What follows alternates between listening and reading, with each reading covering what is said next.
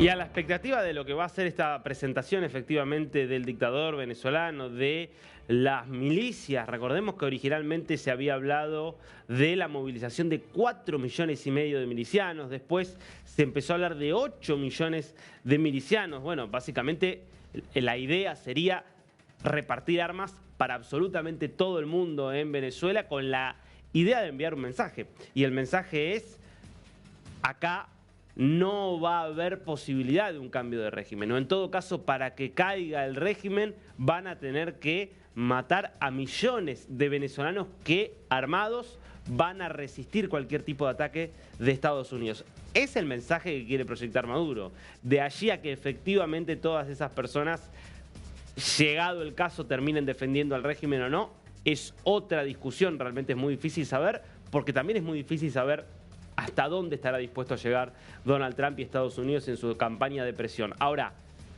más allá de esta movilización de milicianos, lo que ha sido realmente sorpresivo, difícil de entender incluso, es lo que anunciaba anoche el Departamento de Defensa de Estados Unidos.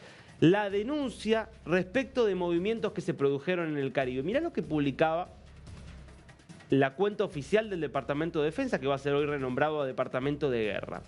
Hoy, esto es por anoche, 2 aviones militares del régimen de Maduro volaron cerca de una embarcación militar de la Armada estadounidense en aguas internacionales. Te lo acoto yo esto, es el USS Samson, uno de los 3 destructores que tiene desplegada la Cuarta Flota de los Estados Unidos en el Caribe Sur, parte de esta flota que incluye a 8 buques militares, un submarino nuclear y varios aviones.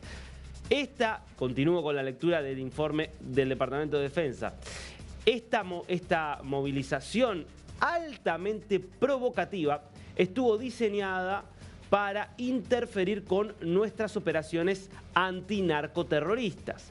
El cartel que está controlando Venezuela hoy ha sido advertido fuertemente de no perseguir ningún esfuerzo adicional para obstruir o interferir con las operaciones antinarcóticos y antiterroristas que están siendo llevadas a cabo por los militares, por las Fuerzas Armadas de los Estados Unidos. Llamativo. Estamos hablando de 2 aviones militares, ya tenemos la confirmación, son 2 aviones F-16 desplegados por el régimen venezolano en aguas internacionales. Por supuesto, es una maniobra que no es ilegal la que hizo el régimen venezolano, pero sobrevolando muy cerquita de uno de estos aviones, de uno de estos buques militares de los Estados Unidos, del USS Samson. Es casi que una invitación a que Estados Unidos quiera dar un paso más y avanzar en algún tipo de medida de represalia en contra de justamente el régimen venezolano. Por eso es llamativo. Bueno, probablemente deba leerse así, como un testeo, como una prueba de hasta dónde está dispuesto a ir Trump. Si Trump está realmente dispuesto a iniciar operaciones militares contra el régimen de Nicolás Maduro, o por ahora solamente va a interferir y a destruir botes que lleven cargamento de droga, como lo hizo al principio de esta semana. Ahora, ya ha habido una respuesta por parte de Estados Unidos, más allá de esta advertencia. Mirá lo que publicaba en anticipo la agencia Reuters, que es quien viene anticipando todas estas movidas militares de Estados Unidos, incluso antes de que fueran oficialmente comunicadas. Estados Unidos despliega 10 aviones de combate a Puerto Rico para la lucha contra el narcotráfico. Bueno, fíjate, esto publicado por la agencia Reuters. Vamos a estar hablando entonces del despliegue de 2 aviones por parte del régimen venezolano, son 2 aviones F-16, y ya tenemos confirmado, porque esto es lo que anticipaba Reuters, de por lo menos una flota de 10 aviones cazabombardeos F-35 por parte de los Estados Unidos.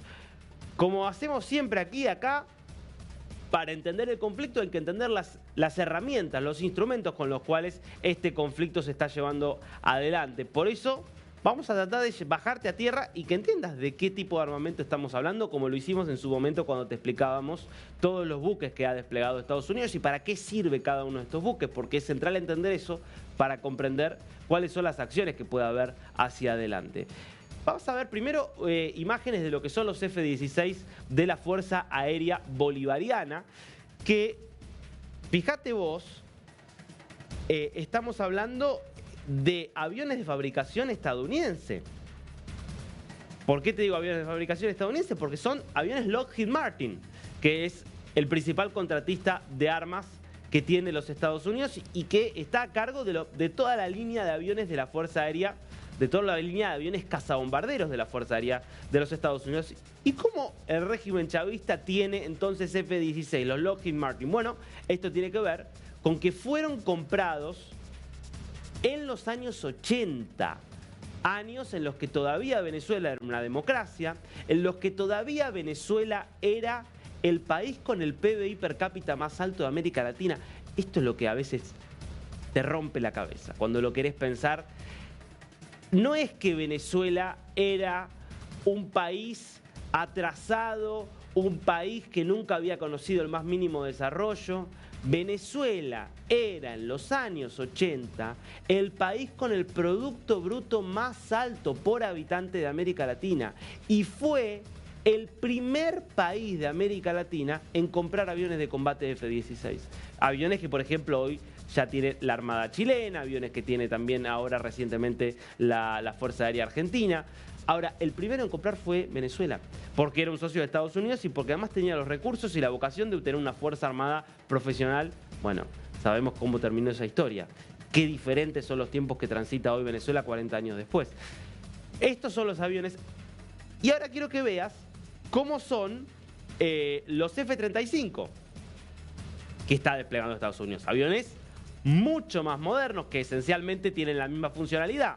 Son aviones de combate. Se habla de caza bombardero para definir el tipo de aeronave porque justamente son aviones que están pensados para el combate aéreo, eventualmente poder interceptar un avión bombardero que pueda querer disparar bombas. Y son estos entonces los 10 aviones que ha desplegado Estados Unidos. Bueno, ya estamos hablando de un conflicto que no solo es marítimo, sino que empieza a ser aéreo también. Vamos a ver una comparación de cómo son estos aviones a través de infografías que preparamos, pero te aclaro algo. Los aviones F-16 que tiene Venezuela, que los ves aquí en esta descripción, son bastante más despojados que un avión F-16 tope de gama, vamos a decir. Entre otras cosas porque han perdido mucho armamento, porque han perdido mantenimiento, porque hoy no tiene Venezuela forma de acceder a los repuestos de estos aviones. Hoy la Fuerza Aérea Venezolana básicamente tiene aviones Sukhoi de fabricación rusa, pero le quedan algunos F-16, por eso acá también hay un mensaje por parte del régimen, ¿no? Se trata de aviones que tienen un costo de entre 21 y 28 millones de dólares, con una extensión de 50 pies, una altura de 16 pies, una extensión máxima de ala a ala de 32 pies, llegan a Mach 2, esto es 1.600 millas por hora, tienen un peso al momento de carga de 37.000 libras, un alcance de más de 2.000 millas. Algunos, digo, ¿no?, de los datos centrales que tenés que tener en cuenta de estos aviones que entraron en servicio el 20 de enero de 1974. En realidad, la primera misión de vuelo fue en el 74, pleno servicio en el año 78. Son más de 4.600 los que han sido construidos a lo largo de los años, insisto, por parte de Lockheed Martin. Son aviones multirol, tienen alta maniobrabilidad, y utilizan un sistema de control y estabilidad que en su momento fue revolucionario. Son aviones que realmente marcaron un antes y un después en materia de la industria aeronáutica bélica por parte de Estados Unidos. ¿Cómo son los F-35? Tengámoslo, fíjate vos la diferencia de costos. Acá ya estás hablando de un costo por unidad de 91 millones de dólares. Con un costo de mantenimiento a lo largo a lo largo justamente de su vida útil, que puede elevarse a $1 billón. O sea, fíjate de lo que estamos hablando. Donde vos tenés actualmente 400 pilotos entrenados para volar los F-35 distribuidos en 12 países. En términos de envergadura son bastante similares, 50 pies,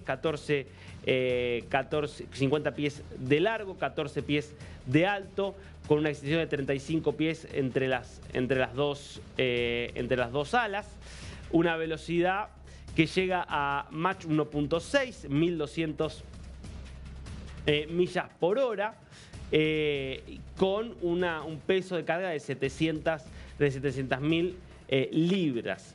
Entre otras cosas, lo que tienen los F-35 es que tienen sistemas más avanzados en términos, por ejemplo, de tecnología de reconocimiento, en términos de radares, con sistemas de guerra electrónica, por ejemplo, como son los Barracudas, que le dan una capacidad de visualización mucho más avanzada.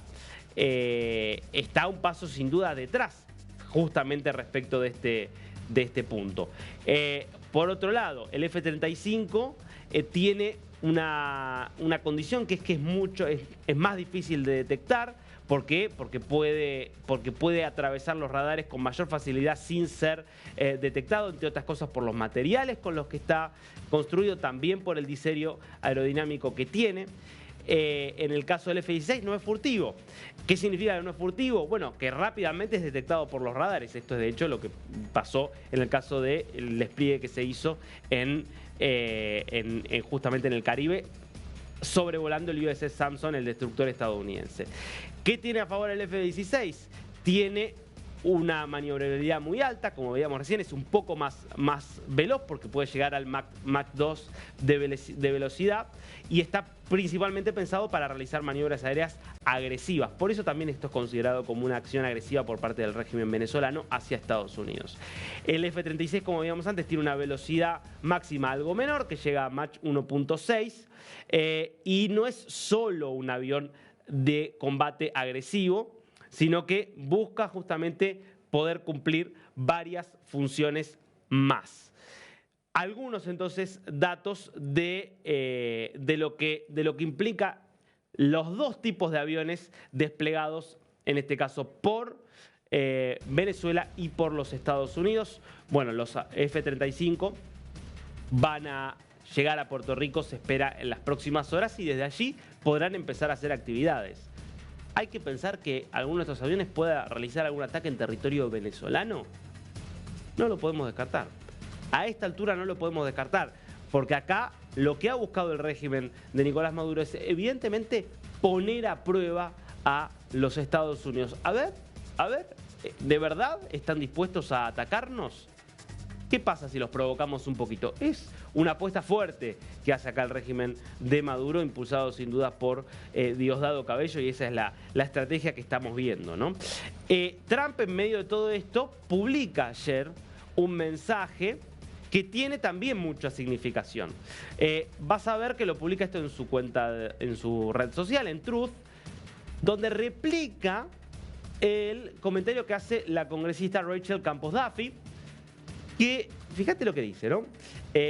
Cuando la congresista replica un mensaje de hace un par de semanas de Marco Rubio hablando sobre Venezuela, y dice: cuando Donald Trump limpie el hemisferio occidental, erradicando por completo los carteles transnacionales, las narcodictaduras y la perniciosa influencia del comunismo chino, esta victoria va a ser el mayor logro de política exterior cometido hasta ahora. ¿Por qué? Porque este es nuestro barrio, nuestro vecindario. Esto afecta directamente a los americanos, a nuestra seguridad y a nuestra posibilidad de vivir seguros. Declarando a los carteles como organizaciones terroristas, él puede usar el poder de los Estados Unidos para erradicarlos, como hizo con ISIS.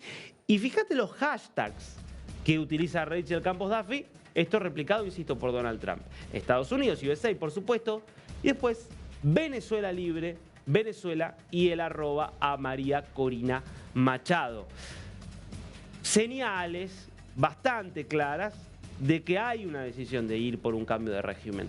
No lo va a decir abiertamente Estados Unidos. No va a decir, sí, vamos a ir por un cambio de régimen, entre otras cosas, porque si la estrategia de máxima presión no da resultado y Maduro sigue en su puesto después de algunos meses, esto va a ser leído como un fracaso de la política exterior de Donald Trump. Este es el riesgo que también está corriendo Trump. Si después de todo este despliegue, Maduro y Diosdado Cabello siguen en pie, cometiendo los crímenes que cometen, esto va a ser visto como un fracaso de la política exterior de Trump. Entonces, la apuesta que está jugando Trump es elevada, por eso al mismo tiempo trata de no ser tan explícito en cuanto a cuál es el objetivo, pero está claro cuál es el objetivo. Y en esa línea también hay que leer lo que decía ayer Marco Rubio desde Ecuador, tras reunirse con el presidente Daniel Noboa, donde volvió a dar una conferencia de prensa en español y sobre todo quiso además desmentir a la ONU, que en estas horas habitualmente haciendo el papel al que los tiene acostumbrados, la ONU completamente fuera de la realidad, planteando que Venezuela en realidad no es un problema tan grande en términos de narcotráfico, según los propios datos que maneja la ONU, pero además, y en un mensaje de Antonio Guterres, del secretario general, llamando a la negociación, a resolver por las vías de la negociación el conflicto entre Estados Unidos y Venezuela, como si no se hubiera intentado negociar con Maduro. Hace 10 años que el mundo que quiere que haya democracia en Venezuela trata de negociar con Maduro para que al cabo de cada negociación haya más presos políticos, más represión y más derechos humanos violados y vulnerados. Entonces recordemos lo que ayer le contestaba de alguna forma Marco Rubio a la ONU. Maduro es un narcotraficante y es un terrorista, y no lo digo yo, lo dice un gran jurado en el estado de Nueva York. En el estado de Nueva York la fiscalía presentó evidencia y ellos lo encausaron. Un gran jurado de individuos en el estado de Nueva York. Salió después, hace 2 años, un nuevo encausamiento que detalla el papel que tomó Nicolás Maduro, especialmente empezando en los años de Chávez, con la droga. Así que nosotros no estamos, a mí me preguntan ustedes de las Naciones Unidas, están en desacuerdo, a mí no me importa lo que dicen las Naciones Unidas, a mí no me importa. Nosotros eres un fugitivo de la justicia norteamericana, no es el líder legítimo de Venezuela, no lo hemos reconocido, eres un fugitivo encausado que está enfrentando cargos en el Distrito Sur de Nueva York, en los Estados Unidos, por un gran jurado. La otra pregunta fue que si nosotros vamos a hacer acciones parecidas a lo que ocurrió el otro día con estos grupos narcoterroristas en países que son aliados. Y le diré que en esos países, por ejemplo, posiblemente no sea necesario, porque esos países lo van a hacer o van a cooperar con nosotros. Van a cooperar con nosotros en esas acciones. No, en el caso de Venezuela no pueden cooperar con nosotros porque ellos son parte del terrorismo. No es un gobierno. Vamos a estar claros, Nicolás no es un gobierno ni es un régimen político, es una organización terrorista de crimen organizada que se ha apoderado de un territorio nacional y están utilizando ese territorio nacional para ellos convertirse ricos, para ellos convertirse en personas con billones de dólares. Y por eso son encausados por las Cortes de Estados Unidos. Pero en el caso de Ecuador, en el caso de otros países amigos, esos países están cooperando con nosotros. En el caso de Venezuela no hay gobierno y no hay cooperación. Incluso ellos están involucrados en el narcotráfico. Muy jugosa esta respuesta que da Marco Rubio en la conferencia que dio ayer, porque deja varias cuestiones. Por un lado, ratifica esto. No hay que ver acá al gobierno venezolano como un gobierno. Acá es una organización criminal que se apoderó de un determinado territorio. Lo mismo que uno puede decir a escala pasa en algunas regiones de Colombia o en algunas regiones de México, en Venezuela pasa en todo el país. Pero esa es una organización criminal. Y es una organización criminal cuyos líderes tienen pedido de captura de la justicia de Estados Unidos. ¿Qué importa lo que dice la ONU? Dice Marco Rubio. Acá hubo un gran jurado. ¿Qué es un gran jurado? Un gran jurado es un jurado, es decir, un grupo de ciudadanos que se forma no para declarar a alguien culpable o inocente, porque eso es después del juicio, sino para, ante las evidencias que le presenta un fiscal, decidir si son suficientes o no para que se avance con un juicio contra esa persona. Y un gran jurado civil decidió que efectivamente había pruebas más que suficientes contra Maduro para iniciarle un juicio. Por eso tiene pedido de captura de la justicia de los Estados Unidos y la recompensa de 50 millones de dólares por enviar grandes cantidades de droga. Ahora, dice también Marco Rubio, cuando le preguntan, bueno, pero ataques como los que se vieron esta semana, ¿van a realizarlos también contra países aliados? Y dice algo interesante Marco Rubio. Bueno, si nosotros podemos contar con un gobierno aliado que va a cooperar con nosotros en la lucha contra las organizaciones narcoterroristas, no tendríamos por qué atacar nosotros si puede atacarse directamente el gobierno, en todo caso con la ayuda que le demos nosotros. Entonces, en Ecuador no hay duda que Ecuador va a actuar en contra de los grupos criminales porque es lo que está haciendo el gobierno de Noboa. No habría razón entonces para que Estados Unidos mande un buque o un avión a territorio ecuatoriano. Habría que ver qué pasa con México, donde la cooperación está ahí, pero algunas ambigüedades también de por medio cuando se trata de Claudia Sheinbaum. Ahora, en Venezuela no hay gobierno. No hay gobierno, hay organización criminal. ¿Con quién podríamos cooperar? Con nadie, entonces tenemos que actuar nosotros. Digo, es otra señal de Marco Rubio de vamos a ir a fondo y vamos a usar la fuerza militar porque no tenemos con quién actuar de otra manera. Mientras tanto, la fuerza militar también es la que está tratando de desplegar Nicolás Maduro, reforzando esta campaña de apoyarse en las milicias, desconfiando probablemente de los altos mandos militares, que son los jefes del Cartel de Dos Soles. Parece que la estrategia es distribuir armas entre la población y crear la sensación de que hay un pueblo en armas que defendería al régimen en caso de algún tipo de intervención estadounidense. Bueno, veamos lo que ha sido la ampliación de esta campaña que busca sumar cada vez más milicias, un alistamiento masivo. Mañana entonces la primera activación para lo organizativo, para dar la primera inducción de esta nueva etapa. Y una vez que se active, ya pasaremos a niveles más elevados y superiores. La meta mañana es movilizar a los 8.200.000 venezolanos y venezolanas que están en el sistema defensivo nacional. Y que, sumado a la base poderosa de 4.500.000 milicianos ya entrenados durante años, se suman los nuevos alistados y las nuevas alistadas. Primera noticia.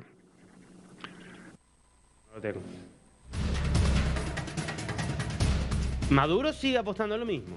Mostrar un pueblo en armas y crear la sensación de que si hubiera algún tipo de intervención, entonces esto sería un baño de sangre. Es lo que necesita proyectar. No es fácil lo que se le viene. No es fácil lo que se le viene al régimen porque nunca antes había enfrentado el nivel de presión que está enfrentando ahora. Esto es sin precedentes y no hay dudas de eso, pero tampoco es fácil la parada para Trump y para Estados Unidos, que se expone a un nuevo fracaso. Si después de todo este despliegue Maduro sigue en pie, Diosdado Cabello sigue en pie, la estructura criminal del Cartel de los Soles sigue allí controlando Venezuela, va a ser un fracaso. Entonces, es realmente un tema que, como nosotros nos hemos anticipado a muchos medios, hay que seguir muy de cerca porque yo les diría, lo que se está jugando acá en esta pelea es buena parte del futuro de América Latina y de todo el continente americano. Así que seguís con nosotros, con la pantalla de News para enterarte de todo lo que tiene que ver con este conflicto.